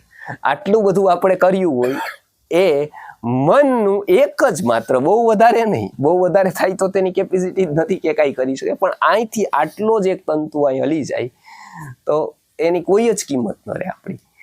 એટલે પહેલી વાત મનની અગાધ શક્તિ છે. એને આપણે કેમ નથી કરી શકતા? કેમ કે એના માટે આપણે કોઈ કિંમત ચૂકવેલી નથી, આપણે કાંઈ જ કર્યું નથી. આ કુદરતે એમનેમ આપણને બક્ષિસ આપેલી છે, બુદ્ધિની, મનની. એ પણ ગીતાકાર કહે છે કે એટલે આપણે એની કિંમત નથી સમજી શકતા. બીજી શેની કેવી નથી સમજી શકતા? તો કે અતિ નજીકમાં છે એટલે નથી સમજી શકતા. એટલે ગીતાકાર કહે છે કે આ ત્રણ ભૂમિકામાં જે વ્યક્તિ રહે છે એ અપ્રસન્ન રહે છે, એ વ્યગ્ર રહે છે, એ ઉદાસ રહે છે. ચોથી ભૂમિકા શરૂ થાય છે એકાગ્રતાની, ત્યારે એનો વિકાસ શરૂ થાય છે. અને પાંચમી ભૂમિકા પૂરી કરતા એનો વિકાસ પૂર્ણ થાય છે. એટલે અહીંયા એવું કહે છે કે યત્ર એટલે કે જ્યાં, જે ચિત્તમાં શું થાય છે? ચૈવ આત્મના આત્માનમ, એટલે કે બીજા બધા જ વિષયોથી એ થોડીક વાર પૂરતા અલિપ્ત થઈ જાય છે. અને પછી શું થાય છે? પશ્યન આત્મની, પોતાનામાં જ પરમાત્માને ધ્યાન કરતો કરતો શું થાય છે? તુષ્યતિ, એટલે કે તૃપ્ત થાય છે. એ વ્યક્તિનું જીવન છે એ સંતુષ્ટ થાય છે. એને એવું લાગે છે કે કંઈક મેં પ્રાપ્ત કર્યું. અહીંયા આ તુષ્ટિની વાતે કરે છે. હવે એને કેવું સુખ પ્રાપ્ત થાય છે એની આગલા શ્લોકમાં વાત કરે છે. બાર તો ખબર છે બધાને, અનુભવેલું છે બધાએ કે ખોરાકનું સુખ કેવું હોય, આનું સુખ એવું હોય છે, પણ અંતર સુખ કેવું હોય છે એની એ વાત આગલા શ્લોકમાં કરે છે કે એ કેવી અવસ્થા છે. કેમ કે એને શું છે કે એને બહુ ઓછા લોકો જાણી શકે છે. એટલે ગીતાકાર કહે છે કે તમે એકવાર કોઈક સારી વાંચવાની શરૂઆત કરો, સારા વિચારની શરૂઆત કરો, સત્સંગની શરૂઆત કરો. એનાથી શું થશે? એનાથી ચિત્ત એકાગ્ર અવસ્થામાં આવવા માંડશે. આપણને ખબર નથી પણ એકાગ્ર અવસ્થામાં આવવા માંડશે. એ તો આપણા હાથમાં પણ નથી, આપણને ખબર પણ નથી, પણ એક સિસ્ટમ છે કે એકાગ્ર અવસ્થામાં આવવા માંડશે. એટલે શું થશે કે મનના કેટલાક આવેગો છે, કેટલાક વિકૃતિઓ છે, એ ન ખબર પડતા ધીમે ધીમે દૂર થવા માંડશે. એટલે જગતમાં ઘણા બધા વૈજ્ઞાનિકોએ, મનોવૈજ્ઞાનિકોએ કીધું છે કે પાગલપન, અને ચરકે પણ ચરક સંહિતામાં કીધું છે, આયુર્વેદના પહેલા ગ્રંથમાં, અપસ્માર નામનો જેને રોગ થાય, પાગલ થઈ જાય, તો એને સૌથી પહેલું શું કરવું? તો કે સૌથી પહેલું એ કરવું કે એને સારા લોકોના સમૂહમાં રાખવું. પહેલું હોય તો એ છે કે એને સારા લોકોના સમૂહમાં રાખી દો. સમૂહની આ ઇફેક્ટ છે. આપણે જ્યાં જીવીએ છીએ ને, આસપાસના કેવા લોકો છે ને, એ પ્રત્યેકની ઉર્જાની આપણી ઉપર ઇફેક્ટ છે. પ્રત્યેકની છે, આપણને ખબર નથી, પણ એ પ્રત્યેકની અસર આપણા ઉપર થાય છે. એટલે જોજો, કંપનીમાં તમે એમનેમ જ જાજો, તમે થાકી જશો. કંપનીમાં એમ જ જજો તમે, ખાઈ કરવા માટે કે એવું કંઈ નહીં, ખાલી વિઝિટમાં જજો. વિઝિટમાં જશો ને આવશો ને એટલે માનસિક રીતે થાકી જશો. કેમ? તો કે કંપનીના જે લોકો છે એ બધાનું શું વિચાર હશે, એ બધાની કેવી ઉર્જા હશે, એ બધાની ઇફેક્ટ આપણા ઉપર થાય છે. એ વર્ક પ્લેસની એક સારી જગ્યાએ, મંદિરે, ત્યાં જજો, ત્યાં તમારો થાક થોડોક ઉતરી જશે. ગંગા કિનારે જશો, એ થાક ઉતરી જશે. એનું કારણ શું છે કે ત્યાંના લોકોની ઉર્જાની અસર આપણી ઉપર થાય છે. એટલે આ એક બહુ મોટો વિષય ગીતાકારે કીધો છે. ચિત્તની વૃત્તિ અને ચિત્તની અવસ્થા વિશેની વાત આ શ્લોકમાં કરેલી છે. એ આપણા જીવનમાં બહુ જરૂરી છે. તો આપણે નિયમિત ગીતાનો કંઈક ને કંઈક એક શ્લોક અથવા સ્વાધ્યાય શરૂ કરીએ તો આપણે ધીમે ધીમે ચિત્તની અવસ્થા સુધી પહોંચી શકીએ. બીજી વાત આપણે આવતા શ્લોકમાં કરશું. મન અને ચિત્તમાં શું છે? અને આ 5 અવસ્થા કીધી તો આપણે 3 એક સરખી ગઈ. હા, ચિત્ત, મૂળ અને વિક્ષિપ્ત. તો 5 કે જ નહીં ને, એકમાં જ. ઓકે, બહુ સારો. પહેલો પ્રશ્ન એવો કે મનોબુદ્ધિ અહંકાર ચિત્તાની નાહમ. બરાબર છે. મન, બુદ્ધિ અને અહંકારનું જે કોમ્બિનેશન છે એને ચિત્ત કહેવાય. બરાબર. આ પહેલી વસ્તુ. આ ત્રણની કોમ્બિનેશન છે. આ ત્રણેય સાથે સાથે કાર્ય કરે છે ત્યાં સુધી એ ચિત્ત છે. બરાબર. આ ત્રણનો વિલય થાય એટલે ચિત્તનો વિલય કહેવામાં આવે છે. ખાલી મનનો નહીં, બુદ્ધિનો નહીં. ત્યાં સુધી મેં કીધું કે નિરુદ્ધ અવસ્થા સુધી શું રહે છે? અહંકાર રહે છે. બરાબર. આ ત્રણે ત્રણ ચિત્ત. બીજી વસ્તુ, આ ત્રણેય એક એવું નથી. અત્યારે જે જીવન ચાલે છે ને સામાન્ય રીતનું લોકોનું, એમાં શું થાય છે કે એક અવસ્થાવાળા બધા રજવાળા છે, એ બધા શું કરે છે કે ભાગ દોડ જ કરે છે. એને શું ગમે છે? કાં દોડવું ગમે છે અને કાં દોડવાનું જોવું ગમે છે. એટલે કાં પોતે ક્રિકેટ રમે છે અને કાં ક્રિકેટનો મેચ જોવા જાય છે. બે અવસ્થામાં શું કરે છે? એકમાં એ પોતે ક્રિકેટ રમે છે અને બીજામાં શું કરે છે? માનસિક રીતે એ જ ક્રિકેટ રમે છે. એટલે ઓલો 6 મારે છે તો આ સીટી વગાડે છે. એને એમ જ થયું કે આ મેચ 6 મારે. બરાબર છે. એ શું છે કે એની યારે મર્જ થાય છે. એકમાં હીરો છે. હવે એ તો એટલો હીરો નથી થઈ શકતો કેમ કે એ બિચારો નાનો અમથો વ્યક્તિ છે, એક રેકડી કાઢે છે, કરિયાણાની દુકાન, પણ એને બનવું છે શું અંદરથી? તો કે હીરો. કેમ કે ઈ તો એની હવે તો ઈ શરીર ને એવું બધું નથી કરી શકતો, એવું ચહેરો નથી કરી શકતો, કાંઈ નહીં. એટલે થોડીક વાર પૂરતો એ શું થાય છે? હીરો બનવા જાય છે. પિક્ચરમાં લોકો શું કામ જાય છે ખબર છે? એની પાછળ એનું ગાંડ પણ નથી કે એ પોતે એને હીરો માને છે એવું તો જગત કહે છે, પણ થોડીક વાર પૂરતો છે ને એ એનામાં મર્જ થાય છે. થોડીક વાર પૂરતો ઈ એક્ટર બને છે ત્યાં. એટલે જોજો ઈ પિક્ચર આવે એટલે એની એન્ટ્રી પડે, આ કરે એટલે થોડીક વાર પૂરતો એને એવું લાગે છે કે હું જ આ છું, બીજો કોઈ નથી. એટલે જો ઈ જીતે છે તો આને અંદરથી આનંદ આવે છે. પછી માનો કે એને એક્ટ્રેસ છે કે કોઈ હિરોઈન છે ઓલાને છોડીને વહી જાય છે ત્યારે આ રડવા માંડે છે, આને ધક્કો લાગે છે કે તો ગઈ. એટલે એને એવું લાગે છે કે મને છોડીને વહી ગઈ. કેમ તો કે એટલા પૂરતો એની યારે મર્જ થાય છે.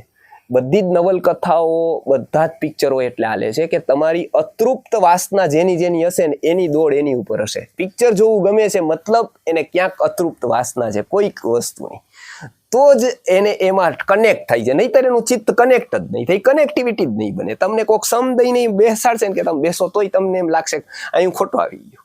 ટૂંકમાં અહીંયા મારો જોઈન જ નથી થતો તાર. એવું ગીતામાં ઘણાનું થશે. તમે માસીને પરાણે લઈ આવશો અહીંયા તો એને લાગશે કે આ ગુરુજી યારે આપણો તાર જામે એવો નથી. ટૂંકમાં બરાબર છે. આને તમે બરાબર છે કામ હોય કેજો કાંઈ, પણ ગીતા રહેવા દો એમ. ટૂંકમાં ગુરુજીને એવા ઘણા લોકો રહ્યા, એટલો બધો ભાવ, એનાથી સારું થયું, જિંદગી બચી ગઈ. બરાબર, જિંદગી બચી ગઈ એની. ગુરુજીની 2-3 દવા થઈ. ગુરુજી અવસ્થામાં દવાઈ કરતા પછી એને લાગ્યું કે આમાં તો હવે કઈ માલ નથી, આ બધા બચાવીને તો મરી જાત તો શું થાત? તો કે તો હું બળદ ને ગાય થાત એમ. કદાચ તમને હું મરી ગઈ હોત તો ક્યાં જન્મ હોત કોને ખબર? તો કે હવે શું થાત? તો કે ઉલટું, હવે તો કૂતરા જેવું થાય એમ. ટૂંકમાં એટલે એના કરતા તમે ગાય થઈ ગયા હોત તો સારું હતું કે. બરાબર છે. કેમ કે વધારે પાપ જ તમારું થયું. એટલે ગુરુજી એને કીધું કે તમે એક કામ કરો, બીજું તો કઈ નથી જોતું. એ કે મને તો તમારાથી આખું જિંદગી મળી, તો તમે કંઈક માગો. એટલે ગુરુજીએ તમને બહુ આશ્ચર્ય લાગશે, મેં આ નજરે જોયેલી ઘટના. એમને કીધું કે જો તમારે મને આપવું જોઈએ ને તો તમે એક કામ કરો, આપણું બ્રહ્મસૂત્રના દર મહિને આપણા 3 દિવસ લેક્ચર હોય છે, એ 3 દિવસ તમારે આવવાનું. હવે આમ મનમાં તો આમ ધાક પડી ગઈ કે આવી વસ્તુ માંગી લીધી એમને ટૂંકમાં. એટલે કહી તો દીધું કે હું આવીશ એમ ટૂંકમાં, પણ આવે તો આપણને ખબર પડે કે એ પહેલી વાર તો આવ્યા કે 3 દિવસ આમ. પછી બીજું બધું પૂછે કે કાંઈ કામ હોય તો કેજો, પૈસાની જરૂર હોય તો કેજો, ઓલું કેજો, સર્વિસ. પછી ત્યાં આવે તો કે હું રસોડામાં સેવા કરવા થોડીક વાર જાઉં છું એમ. ટૂંકમાં 3 દી તો દેવાના જ છે, એટલે રસોડામાં વહી જાય, કાં તો વાળવા વયા જાય, કાં ક્યાંક. એટલે ગુરુજી કે ઓલા બેન ક્યાં ગયા છે? એને બોલાવો એમ નહીં કે. તો ના હું સેવા કરું છું, બહાર વાળું છું, મને બહુ. એટલે ખબર હતી એમને કે આ વસ્તુ એને મારે આ અવસ્થાએ પહોંચાડવાના છે, પણ ઓને એવું હતું કે એના કરતાં હું કે શાક સુધારું છું.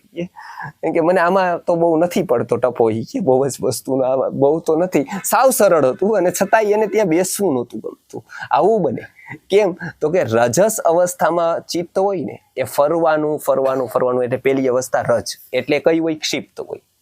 આ પેલી એક આવા લોકો હોય, આ એક પ્રકારના લોકો, આવા મોટા ભાગના લોકો આવા. બરાબર. હવે બીજી છે, પણ આ લોકોનું એક સારું કે આ લોકો જો બદલી જાય ને એટલે એ જ દોડ પાછી અહીંયા ચાલુ કરતી, એની ખાલી તમારે દિશા જ બદલાવાની છે. એ આમ દોડે છે, બરાબર. એને જવું છે ક્યાં તો કે રાજકોટ, પણ દોડે છે ક્યાં તો કે ગોંડલ તરફ, બરાબર છે. કેમ કે એને એવું કાંઈ જ નથી કે આપણે ગોંડલ પહોંચવું છે, એને બસ તમારે રસ્તો આમ આમ મોઢું કરી દેવાનું, એટલે આમ દોડશે. પછી આમાં લાગશે, પછી જોજો એ આના કરતા 500 જણા ભેગા કરી શકે, કેમ કે એને ટેવ તો છે જ દોડવાની, બરાબર. એટલે એક વસ્તુ એ રજસ વ્યક્તિ, એને બદલવું આમ આસાન, એ બદલવા આસાન. બીજા કેવા છે તો કે બીજા જે છે ને એ મૂઢ છે, એ તો ક્યાંય પણ એક્ટિવ જ નથી, કાંઈ પણ એને સેમાય નથી, એમાં પૈસામાંય રસ નથી, એને કાંઈ જ નથી થવું, એને દારૂ પીવો છે, એને મોજ મજા કરવી છે, સુખથી સૂવું છે, બરાબર છે. કે હવે કોણ મહેનત કરે, એ તો નથી ધંધો કરતા નથી, એ બીજા ઉપર જીવવાવાળા લોકો, મોજ મજા કરવાવાળા, બરાબર છે. તો એ શું કરે છે કે એ તંદ્રામાં છે આખા, કે ઓકે એને કોઈ વિચાર જ નથી, એને આને કમસે કમ વિચાર તો છે, આને કમસે કમ વિચાર છે, એટલે તો એ દોડે છે. એને તો ઘણું કરવું છે દોડવા વાળાને તો, બરાબર.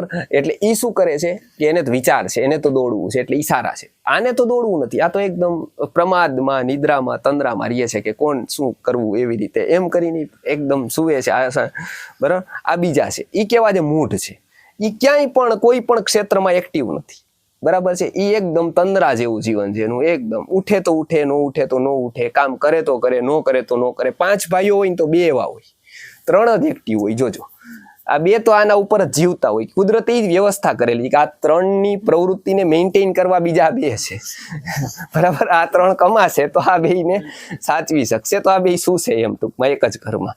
તો આ 2 એવા છે. એ કેવા છે તો કે એને કાંઈ જ લક્ષ્ય નથી જીવનનું, એ બસ એવી રીતે એને કાંઈ પણ આપો તો એને કોઈ જ લેવા દેવા નથી. એવું નથી કે એને ક્યાંય જ રસ નથી, એને અધ્યાત્મમાંય રસ નથી, એને ભૌતિકતામાંય રસ નથી, કાંઈ જ નથી. એને બસ એમને ઉઠશું તો ઉઠશું, જશું તો જશું, કાંઈ કમિટમેન્ટ જ નથી જીવનનું, બરાબર. આ બીજા પ્રકારના છે. ત્રીજા પ્રકારના લોકો કેવા છે કે એ એવા છે કે એ બેયનું મિશ્રણ છે. એટલે શું છે એ બધે કન્ફ્યુઝ છે, બરાબર છે. એને કરવું છે ઘણી બધી વસ્તુ, પણ ક્યાંથી શરૂઆત કરવી એ જ નથી ખબર, બરાબર છે. એ હંમેશા એને એવું જ છે કે હવે કાંઈક મને કોઈ ગુરુ મળી જાય તો હું કંઈક શરૂઆત કરું સારી, બરાબર છે. પણ એને મળતા જ નથી કોઈ ગુરુ પાછા, બરાબર. એટલે એ હંમેશા કેવા છે કે બહુ વિચાર કરે, સેક્ચુઅલી જેવા કે આવું હોય તો આવું થઈ જાય, આવું હોય તો આવું. એ કન્ફ્યુઝ છે કે આમ. એટલે એ કેવા છે કે એ વિક્ષિપ્ત છે. એટલે એના ઘણા પ્રકાર છે. એ ત્રીજો વર્ગ છે ને એ બી બહુ મોટો છે, એનું શંકા દૂર કરવાની જરૂર છે. ઓલા લોકોને તો શું છે કે ઓલાને તમે એમ વાળો એટલે વળી જાય, આનામાં તો શું છે કે આ તો વેરી કન્ફ્યુઝ. આ બધાનું શું છે કન્ફ્યુઝ છે. એટલે પેલા એ લોકો કન્ફ્યુઝ હોય, વિક્ષિપ્ત અવસ્થા હોય, એટલે પેલું તો એનો સ્વભાવ છે એ શું થઈ ગયો હોય રિએક્શન, એટલે એ તરત રિસ્પોન્સ કરતા રિએક્ટ કરે વધારે, બરાબર. કે ભાઈ આ તો એ પેલું કે ગીતા બરોબર, તમારા ગુરુ બરાબર નહીં. જો એ આમ નો હોત તો આમ હોત, આમ હોત તો એ પોતે જ નથી જીવતા તો મને કેમ કહી શકે, આવું હોય તો આવું કેમ થાય, આવું હોય તો. એટલે એ પૂરું, એને બધાનો સરવાળો અંતમાં શું આવે છે કે એને કાંઈ નથી કરવું, બરાબર. એ કન્ફ્યુઝ છે. તો એ કામ શું કરે છે તો બીજાને કન્ફ્યુઝ કરવાનું, બરાબર છે. એક જ કામ કરે છે કે આનાથી આવું હોય તો આવું કેમ, આનાથી આવું હોય તો આવું કેમ, આવું કેમ, આવું કેમ. હવે એ શું કરે છે કે એ મોટા ભાગના લોકો કે થોડાક હોય પેલા થોડાક આ બાજુ આવતા હોય, એને આ લોકો રજસ લોકો કાંઈ નથી કરી શકતા. કેમ કે એ તો એ વિચારે છે કે ભાઈ બધાય કદાચ ગીતા માને કે ભાગવત માને કે કુરાન માને કે બાઇબલ માને, મને ધંધામાં કંઈ ફેર નથી પડવાનો, બરાબર છે. એટલે મારે શું લેવા દેવા એનાથી. કુરાનનોય પ્રચાર થાય તોય સારું, રામાય સ્વસ્તિ, રામ જીતા હોય તોય વાંધો નહીં, રાવણ જીતે તોય મારે ક્યાં વાંધો છે, મારે કોઈ સીતાને દેવાની લેવાની નથી, બરાબર. એટલે એ રાજસ લોકોને કાંઈ લેવા દેવા નથી. જે બી કરે છે કોણ કરે છે? આ કન્ફ્યુઝ લોકો, કે જે શું છે કે વેરી કન્ફ્યુઝ છે, કે એનું નક્કી નથી જીવનનું. આ 3 પ્રકારના લોકો. આ 3 ચિત્તની અવસ્થા છે ને એમાં સ્થિર નથી. આ 3 અધ્યાત્મની દ્રષ્ટિથી સ્થિર નથી ગણાતી. કેમ તો કે આ 3 અવસ્થામાં વ્યક્તિનું મૃત્યુ થાય, આ 3 ચિત્તની અવસ્થા હોય તો એને મોટા ભાગે પશુ યોની, વનસ્પતિ યોની મળે, બરાબર. મનુષ્ય યોની ન મળે. કેમ કે ચિત્તનું જ એક્સરે નીકળી જાય. જેવી રીતે ડોક્ટર એક એક્સરે કાઢે પછી નક્કી કરી દે કે ભાઈ એક્સિડન્ટ થાય તો આ એક્સરે જ બતાવી દે કે એને કઈ રૂમમાં લઈ જાઓ. એ કાંઈ આપણે નક્કી ન કરી, કાલો મારો છોકરો છે તો હવે એને તમે એક કામ કરો કે ભાઈ તમે ઓર્થોપેડિકમાં ન લઈ જતા, હવે તમે આમાં લઈ જાઓ એમ ટૂંકમાં, બરાબર. કે ભાઈ ન્યુરોમાં લઈ જાઓ. એ નક્કી કોણ કરે તો કે એક્સરે નક્કી કરે, સોનોગ્રાફી નક્કી કરે કે ભાઈ આપણે કયા રૂમમાં જશું એમ ટૂંકમાં. જેવું આટકું ભાંગેલું દેખાય, આખા એક્સિડન્ટ થયું હોય તો બધામાં એવું લોહી હોય, પણ એ લઈ જાય કઈ જગ્યાએ? તો કે પેલા એક કામ કરો, આપણે એક્સરે કરી લઈ, બધા સ્કેન કરી લઈ. સ્કેન જેવું થાય એવું નક્કી થઈ જાય એનો રૂમ કયો, બરાબર? તરત જ સ્કેન કરીને તરત જ કે આને ચોથે માળે લઈ જાઓ. તમે પછી રાષ્ટ્રપતિ હોય તો એ ચોથે માળે જ જાય, અને સામાન્ય મજૂર હોય તો એ ચોથે માળે જાય. સ્કેન કરીને ડોક્ટર 5 મિનિટમાં કહે કે ઓકે, આને લોહી છે પણ ઓકે, કાંઈ વાંધો નથી, અહીંયા બરોબર છે, અહીંયા હાડકું ભાંગ્યું, ઓર્થોપેડિકમાં વહી જાવ ઉપર. કેટલાકને એમ કે નીચે વહી જાવ ભાઈ ન્યુરોમાં, આઈસીયુમાં સીધા જ. એ એક્સરે જ નક્કી કરી દઈએ. એમ જીવનના અંતમાં આખી ઘટનાઓ આપણે જે જીવ્યા, જે બધું કર્યું, બરાબર છે, એ બધાનો સરવાળો થાય એક જ જગ્યાએ. પછી ફ્લેશ થાય આખી વસ્તુ. 3 સેકન્ડ, 5 સેકન્ડ, 10 સેકન્ડમાં જીવનની જેટલી ઘટનાઓ છે ને એક જ સાથે યાદ આવે. એને દીર્ઘ સ્વપ્ન કહેવાય. શંકરાચાર્ય એને બ્રહ્મસૂત્ર શાંકર ભાષ્યમાં આનું વર્ણન છે કે અંતમાં વ્યક્તિને એ બધી વસ્તુઓ દેખાય આખી. એટલે જે મેઇનના જીવનના ટર્નિંગ પોઈન્ટ્સ છે ને એ દેખાય. એ દેખાય એમાં જે ભાવ એને સેવિત કરેલો હોય, અતિશય જે ભાવમાં રહ્યો હોય, જો એ રાજસ ભાવમાં અતિશય રહ્યો હોય તો રાજસ ભાવ ઉપર આવે, સાત્વિક ભાવમાં વધારે રહ્યો હોય તો સાત્વિક ભાવ ઉપર આવે, તમસ ભાવમાં રહ્યો હોય તો તમસ ભાવ આવે. જે ભાવ આવે ને એનો એક્સરે થઈ જાય આખો. એ જ પ્રમાણે એનું પૂરું થઈ જાય. એનો એ રૂમમાં વયો જાય, પૂરું થઈ ગયું. પશુના રૂમમાં વયો જાય જો એ તામસ ભાવમાં હોય તો પૂરું. એ તરત જ નક્કી થઈ જાય. એમાં કોઈ જ નક્કી કરવા વાળું નહીં. જેમ કેમ ડોક્ટર એક્સરે દઈને નક્કી કરે, એને રાગ દ્વેષ ન હોય. ડોક્ટર આપણે એમ કહી કે ભાઈ એક્સરે જોઈને મને કેમ ઓર્થોપેડિકમાં મોકલી દીધો, ન્યુરોમાં મોકલી દીધો, ડોક્ટરને કોઈ જ રાગ દ્વેષ છે એમાં નથી ને. એ એનું સારું જ કરે છે ને. ડોક્ટર એને ઓર્થોપેડિકમાં મોકલી, ન્યુરોમાં મોકલીને એનું સારું જ કરે છે ને. સુકામી નક્કી કરે છે, એને એક્સરે જોઈને નક્કી કરી દે છે કે આની યોગ્ય જગ્યા કઈ. કુદરત પણ નક્કી કરી દે છે કે આની યોગ્ય જગ્યા કઈ. એ વ્યક્તિની યોગ્ય જગ્યા યદી આ છે તો એ ત્યાં મોકલે છે, એની યોગ્ય જગ્યા આ છે તો એને ત્યાં મોકલી દે છે. બસ આ ગીતાકાર કહે છે કે આ 3 અવસ્થાથી વ્યક્તિ ચોથી અવસ્થામાં આવી જાય, પછી એ મનુષ્ય જન્મમાં આવી જાય છે, એકાગ્ર અને નિરુદ્ધ. ત્યાં સુધી ગમે તેટલો મોટો થઈ ગયો, ઇન્ડસ્ટ્રીયાલિસ્ટ હોય, રાષ્ટ્રપતિ હોય, ગમે તેટલો હોય, જેવું એનું કોઈક એક્સિડન્ટ થયું, કંઈક થયું, એટેક આવ્યો, કંઈક પણ, કેટલી વાર લાગશે? એને 1 ક્ષણ લાગશે. 1 ક્ષણમાં એની પાસે અબજો રૂપિયા છે. બીજી જ ક્ષણે એની પાસે કંઈ જ નથી. એની પાસે પંચેન્દ્રિય શરીર નથી, એની પાસે મન નથી, એની પાસે બુદ્ધિ નથી, કંઈ જ નહીં એની પાસે. એ જ ક્ષણે એનો એક્સરે નીકળશે, એ જ ક્ષણે એ ત્યાંથી પૂરું થઈ જશે એનું. ત્યાં સુધીમાં એકદમ 0 એનું બેલેન્સ. આટલી જ વાર લાગશે, 5 મિનિટ લાગશે. એ 5 મિનિટમાં એનો એક્સરે નીકળી જશે. એટલે ગીતાકાર, વેદાંત દર્શનવાળા આ બધું જાણે છે. એ જાણે છે એટલે જ એ ચિત્તની અવસ્થા ઉપર ભાર આપે છે. એ સોશિયલ વર્ક ઉપર નથી ભાર આપતા. એ એમ કહે છે કે તમે ઝાડવા નહીં પાઓ, નહીં ઉગાડો, નહીં બીજું કાંઈ જ નહીં કરો, એ બધુંય થવાનું, એ બધું થતું જ રહેવાનું, આ બધી વસ્તુઓ થતી રહેવાની, બરાબર? આ બધા કરતા રહેવાના. તમે આ અવસ્થાએ પહોંચીને થોડુંક કરશો તો અનેક ગણું થવાનું, પણ તમે આ મુખ્ય અવસ્થા ઉપર ધ્યાન નથી આપતા. મુખ્ય પ્રોબ્લેમ છે એની ઉપર સોલ્યુશન નથી કરતા, એ બહાર સોલ્યુશન કરવા જાય છે. એવું વિચારે છે કે આવું થઈ જાય તો આવું થઈ જશે, આવું થઈ જાય તો. પણ મુખ્ય ક્યાં કામ કરવાનું છે? ચિત્તની અવસ્થા ઉપર કામ કરવાનું છે. એ બદલી ગઈ તો વ્યવસ્થા બદલવી બહુ મોટી વાત છે જ નહીં. અવસ્થા બદલવી જ સૌથી મોટી વાત છે. એટલે આ સૌથી મહત્વની વાત છે કે આ 3માં વ્યક્તિ જાય તો આ 3 પાર્ટ બહુ મોટા છે જગતના. આ 3 પાર્ટમાં એક રજોગુણી, એક તમોગુણી અને એક તો લક્ષ્યવિહીન. આ 3 ભાગ મોટા છે. સાત્વિક અને સત્વતમ આ બે વિકસિત જીવોની અવસ્થા બતાવે છે કે આ બહુ એટલે બહુ ઓછા લોકો આ ચોથા પાર્ટમાં આવે છે. ચોથા પાર્ટમાં આવે છે પછી એના લક્ષણો છે એ નારદ પાંચરાત્રમમાં બ્રહ્મસૂત્રમાં કીધા છે કે એ વ્યક્તિને પછી એવું નથી કે પ્રેરિત થાય, એ જન્મથી જ એવું હોય છે કે એને સારાનું આકર્ષણ લઈને જ જન્મે છે વ્યક્તિ. એ જન્મ્યો ને એ કેટલા કરોડો લઈને જન્મો છે એને નથી ખબર, પણ એ બહુ જ લઈને જન્મો છે. એ સંપત્તિ એવી એની પાસે છે કે એ કોઈ જેને આપી શકતો નથી. નકર કેટલાય કરોડોપતિ એવું ઈચ્છે છે કે મારા દીકરા સત્સંગમાં જાય, મારી દીકરીઓ સત્સંગ તરફ વળે.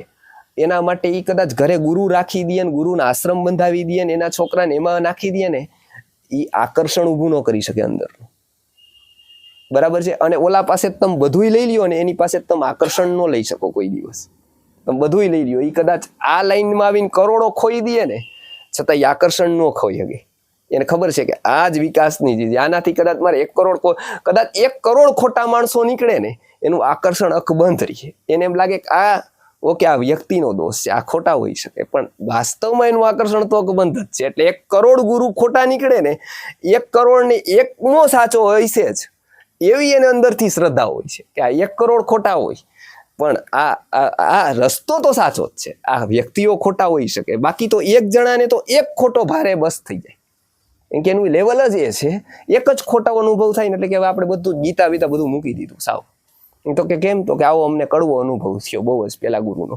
તો અમે ઘણી વાર કંઈક ધંધામાં કડવો અનુભવ થયો, કોઈ કે પૈસા નો દીધા હોય, તો કે આ એવા કેટલાય થયા, છતાંય ધંધો, તો કે ના એમાં તો હાલે નહીં થઈ, એ તો હવે કોક એવું નીકળે. પણ ધર્મમાં શું કામ તરત એની શ્રદ્ધા ઉડી જાય? કેમ કે એનું આકર્ષણ નથી. ગીતાકાર કહે છે કે જો તમને સત્સંગનું, સારા વિચારનું આકર્ષણ છે ને, તો તમે માનજો તમારી પાસે બહુ મોટી સંપત્તિ છે. પૂર્વજન્મમાં તમે કંઈક કર્યું છે, પૂર્વજન્મમાં તમે કંઈક સાધના કરેલી છે, એટલે જ તમને આ મળ્યું છે. એ તમને સુખથી નહીં બેસવા દે ક્યાંય પણ. ટીવી હશે, વિડીયો હશે, કંપની હશે, લાખો લોકો જે માંગતા હશે ને એવું તમારી પાસે હશે, છતાંય તમને ચેન નહીં હોય. બરાબર? લાખો લોકો એવું તમારા કારખાના, તમારા કારીગરો, તમારો સ્ટાફ એવું માંગતો હશે, કાશ હું આ સેટ થઈ જાઉં તો મને કેવું સારું, તો પછી હું કઈ ભગવાન આગળ માગું જ નહીં.